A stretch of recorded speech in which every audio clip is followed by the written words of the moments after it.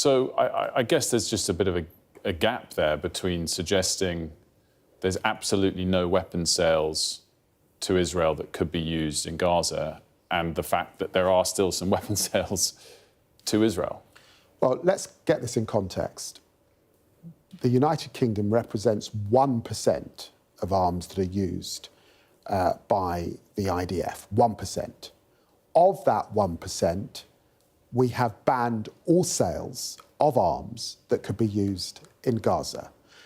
And we have banned any direct sales within the F-35 that could be used in Gaza. But there is a carve-out. It's a small carve-out, and it relates to our supply chain into the F-35.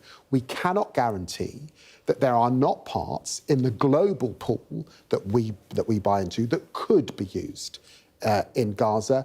That is the exception. It's a small exception, but I think your listeners will understand when there are other theatres of conflict, particularly here in Europe, that it is important that we don't bring down the whole of the F-35 arsenal across the world, and that is the only exception. Frost nailed the contradiction.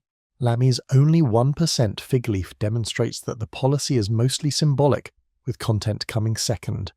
Make sure you like and subscribe. Gurpreet Narwan there for us. As you can see, the Foreign Secretary has joined me. Lots to discuss with him. Good morning, Foreign Secretary. Good morning. Thank you very much for joining us. Wanted to start on a story that a transport plane from the US landed overnight at RAF Lakenheath, reportedly meaning that US nukes are stationed on British soil now for the first time in 20 years. Can you confirm that? It would be wholly inappropriate for any Foreign Secretary to comment on our nuclear capability and how we work with partners to keep our people safe and Europe safe. And so I'm afraid I can't go into operational details on that issue, but I would want the public to recognise that we have had a nuclear deterrent for generations.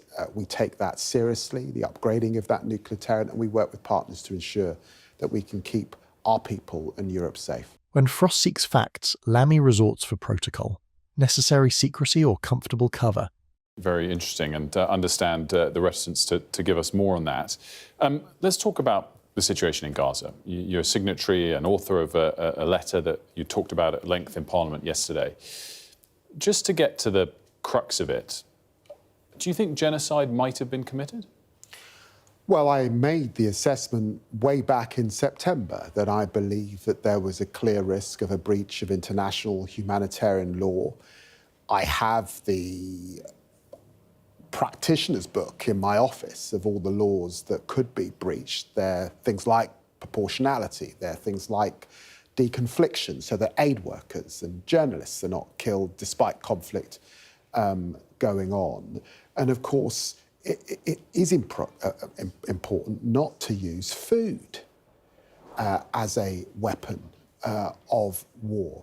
I made the assessment that there was a clear risk of a breach of international humanitarian law, and for that reason we suspended arms sales that could be used in Gaza. I recognise the debates that are going on. There is a lot of legal terminology, but it is retroactive. Frost notes that the government's hardest line is 10 months old. Make sure you like and subscribe. I'm interested that you make such an explicit conclusion and refer to September, because as I understood in September, you suspended 30 out of around 350 arms exports licensed that Israel has. Are you saying you're suspending all of them now? We have a very robust exports licensing regime. I am satisfied that we are not sending arms that could be used in Gaza, but we do send other things. For example, kit and equipment that is used by NGOs or journalists. We've not suspended that. I don't think anyone expects us to. We might send, or there might be a request to buy certain chemicals or medicines that are used. But those don't require arms. Those are not arms. But they are export licenses, and that might be the number that you're referring to. So my numbers essentially are irrelevant, which I'm sure you're right on. Any possible export licence that relates to a weapon has been suspended? Has been suspended. And that took place back in September? That took place back in September. The maths shifts in the middle of the interview. Frost's tenacity reveals the rewrite. Partial then, total now. with the exception of that pesky F-35 pool.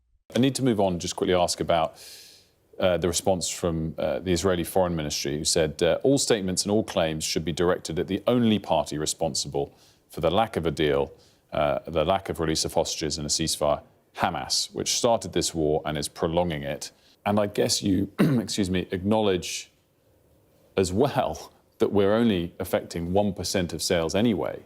So it's almost like it's only a symbolic action to start with. Why not go the whole way? I think it's more than a symbolic action, actually. Well, it hasn't changed their behaviour. No, but it's an act that ensures, principally, that we are not complicit as a country in anything that we assess could be a clear risk of a breach of international humanitarian law. Frost argues that if it won't move Israel, why boast? Lammy's response screams conscience clearing, not consequence carrying. In terms of your considering further steps, is one of them recognising Palestine as a state, something you called for when you were in opposition, hasn't happened yet? It's almost as if that shouldn't necessarily be linked to this issue, but is it something you're close to doing? Well, we've said that we want to recognise at the appropriate time, and that is largely linked to a process, a tangible process that leads to the two states that we believe.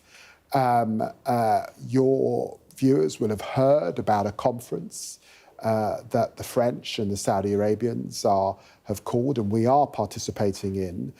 That is principally to look at two states. It's principally to look at the governance and how we can get to a better day after and sustain that ceasefire and keep that two states alive. But yes, there's a live debate about recognition, when we should recognise, how we should recognise. Our position has always been that we want that to actually lead to two states, not just to be an act of symbolism. But I recognise that things are changing on the ground. Frost implies that it should not be hostage to Gaza. Lammy retreats to process, the everlasting graveyard of intent. Just to come back to however you'd frame the scale of what's going on, and I know you don't want to prejudge something that might be one day a legal proceeding. We played this clip earlier. You said it was such great passion in Parliament. The Israeli government must answer, what possible military justification can there be for strikes that have killed desperate, starving children? You went on to use the phrase, there's been a litany of horrors.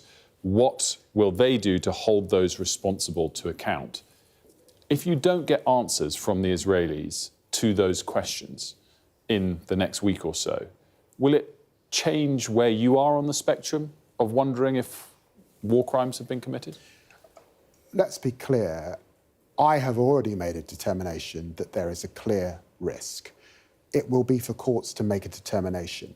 For that reason, I have sanctioned Israeli ministers. Frost requests teeth.